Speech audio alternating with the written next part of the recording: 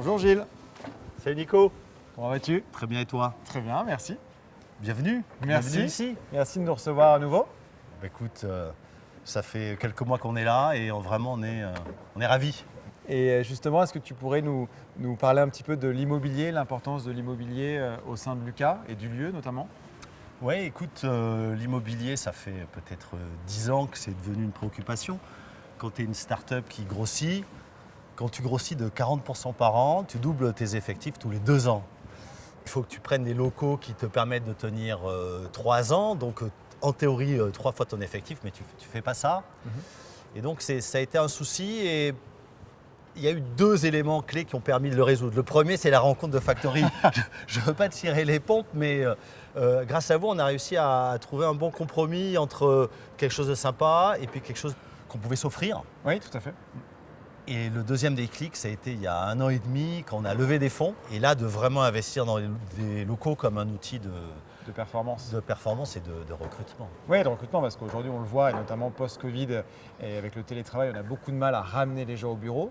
Et vous êtes une boîte dès le départ qui a compris qu'en fait, si on n'avait pas un outil pour donner, on va dire, toutes les clés aux salariés pour qu'ils puissent performer et se sentir bien, en fait, on n'ira jamais chercher les objectifs de croissance.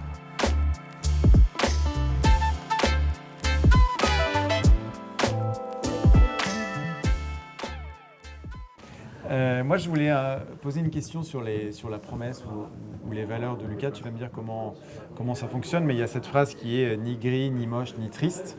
J'aimerais bien t'entendre un petit peu là-dessus et surtout au-delà de ça, nous parler un petit peu de quelles sont les valeurs de Lucas, qui nous permettra aussi de mieux appréhender un petit peu le lieu par la suite.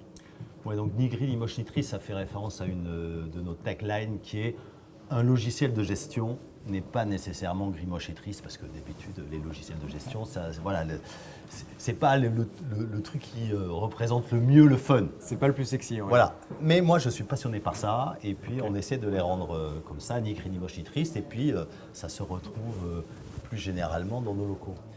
Mais il y a une autre valeur auquel on est attaché, enfin une valeur, hein, quelque chose qui nous caractérise, c'est peut-être une petite coquetterie, c'est on essaie d'être différent des autres startups scale-up de ce qu'on appelle la French Tech. Moi, c'est vrai, j'aime bien être un peu différent de la norme, de la moyenne. En gros, cette phrase découle ensuite toute une stratégie qui n'est pas juste une stratégie RH, mais aussi une stratégie, on va dire, commerciale, marketing, pour être différent. Exactement, c'est ce qu'on appelle le positionnement. Il faut que tu sois différent de tes concurrents, sinon tu es perdu dans la masse. Mais donc, c'est non seulement stratégiquement intéressant, mais c'est assez ancré profondément. Ouais. Et depuis le début.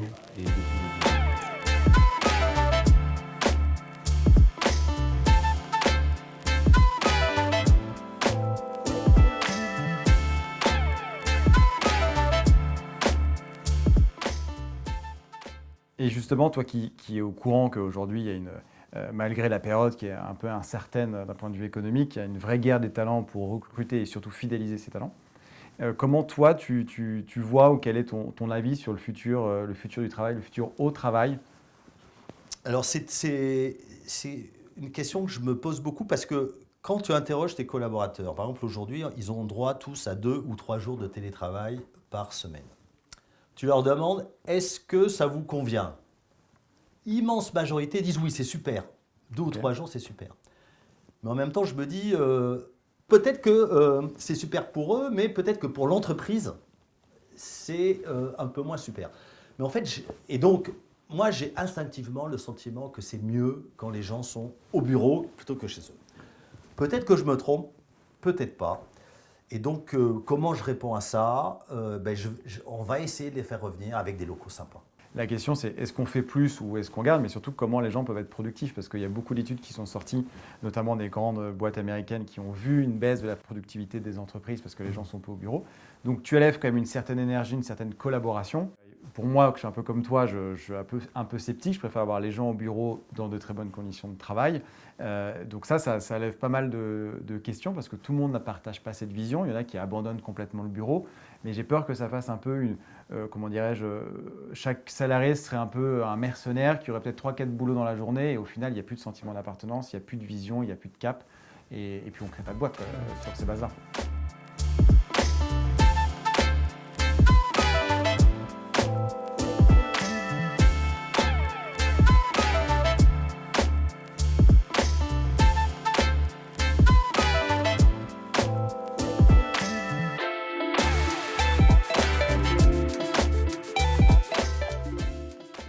donc nous voici dans la salle du Grand Oral. Du grand oral. Oui, du Grand Oral. Qu'est-ce qui se passe dans la salle du grand oral? Écoute, assieds-toi, je vais te raconter. Alors c'est un rituel essentiel chez nous. Ouais. C'est la dernière étape du processus de recrutement. La toute dernière étape. C'est un peu comme le Grand Oral de l'ENA.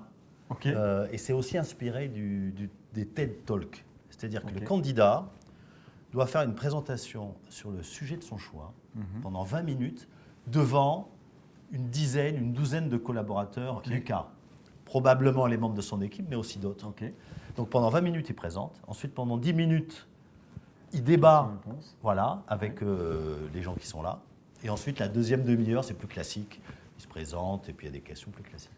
Et si moi, demain, je devais passer mon grand oral, sur quel aspect on est jugé pour dire, OK, celui-ci ou celle-ci, elle peut être lucasien ou lucasienne? Alors c'est la dernière étape, donc on se focalise sur le culture fit, Ok, sur le fit d'accord. culturel, puisque le choix du sujet fait partie de l'épreuve.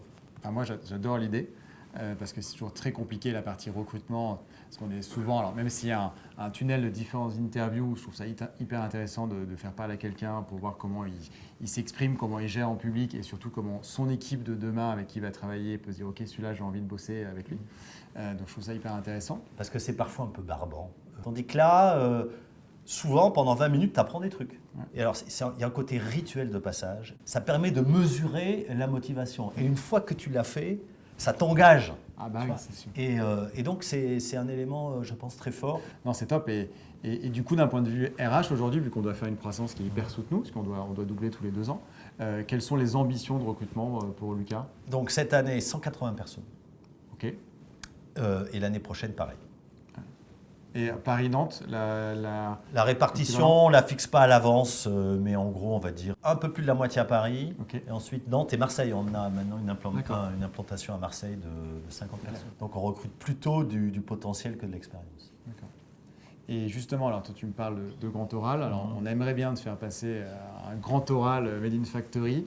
Donc, si tu nous le permets, on va te projeter quelques images de l'histoire des bureaux de Lucas. Volontiers. Et tu vas pouvoir réagir, parce que ce qui est passionnant, je trouve, alors nous on connaît Lucas, mais c'est toute l'histoire et comment ça s'est passé et la singularité de faire une boîte qui est rentable avec beaucoup de monde et sur du temps long, même si ça s'accélère beaucoup récemment. Mais c'est important, je trouve, de se replonger d'où on vient, d'où on est parti, pour donner beaucoup d'espoir aux gens qui veulent peut-être monter des boîtes ou qui ont du mal en ce moment à se dire en fait tout est possible.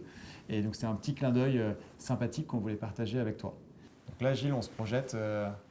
Qu'est-ce qu'était une réunion à l'époque? Ça, c'était, je pense, il y a un peu moins de 10 ans. Donc, on n'avait pas le même budget qu'on a aujourd'hui. Hein. Tu On voit remarques ça. Il y a eu un peu d'évolution. ça, c'était rue du Champ de l'Alouette. Je pense on distingue un projecteur à 2 balles là-haut. C'était le zoom était moins répandu qu'aujourd'hui. Alors ça, c'est Gilles au travail. Gilles, monteur de meubles. Je monte les meubles que vous nous avez livrés parce que là, vous êtes... voilà, on n'a pas vendu le montage. Oui, franchement. Et on voit un peu le logo, donc là, je reconnais. C'est vous qui avez C'est nous qui avons participé. loupé. C'est vous qui avez fait. C'est vous qui êtes responsable. Ah, mais attends, c'était ton grand oral, ça, Gilles. On voulait savoir si tu avais monté. Voilà. si t'avais monté C'est le c'est meuble. l'ancienne salle du Grand Oral, en effet. Alors là, pour moi, ça a été un moment fort. J'ai compris qu'on avait le droit de peindre un mur dans une couleur différente des autres murs. Voilà, je suis assez innovant, je pense, dans certains domaines, mais là, ça m'a scotché. Ah oui, on a Rien le n'est droit impossible. d'avoir un mur rouge, un mur blanc. Eh ben oui, on a le droit. Bah, attends. On a aussi le droit d'avoir un t-shirt orange, tu vois. Ouais, voilà. Ça marche aussi. Et donc là, c'était effectivement nos effectifs je crois qu'ils ont fait ça un week-end. Ouais, je me rappelle, on discutait avec Tristan. Voilà, c'est tout ce côté un petit peu startup garage où les gens mettent les mains à la pâte. Ils sont Ouais. encore là aujourd'hui, donc l'évolution, Ils c'est mettent de plaisir à voir. Ils mettent leur touche dans les locaux dans lesquels ils travaillent. Ah, alors là, c'était un peu moins clean desk qu'aujourd'hui. Oui, ça fait. C'est pas ça qu'on va mettre pour recruter. Hein. C'est aussi une photo très vieille qui, je pense, était rue du Champ de l'Alouette. Donc ça, c'était peut-être un pot de départ. Probablement, ou peut-être une réunion d'anciens parce On avait dit qu'il n'y avait pas de départ chez Lucas. Bah oui, il y en a eu tout de même. Ou plutôt une réunion d'anciens, je pense, parce que là, je passe une photo encore plus vieille que celle qu'on a vue J'ai tout à l'impression. l'heure. Donc tu vois le chemin entre cette pièce qui était peut-être, je ne sais pas, une salle de meeting, maintenant avec ton espace Agora, Oui, tu pourrais faire ce type d'événement. Enfin, ça m'aime aussi quand même. C'est pas la même dimension. La levée de fonds a du bon. La levée de fonds a du bon. Et donc ça, c'est la petite séquence nostalgie. Donc on est resté peut-être 6 ans ou 7 ans dans ces locaux rue Martin-Bernard.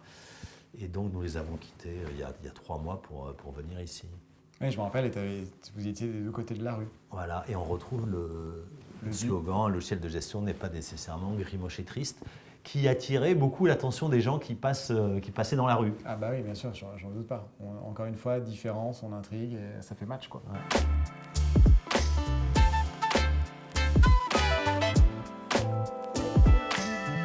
À bientôt. Merci encore. Merci Michel. Au revoir.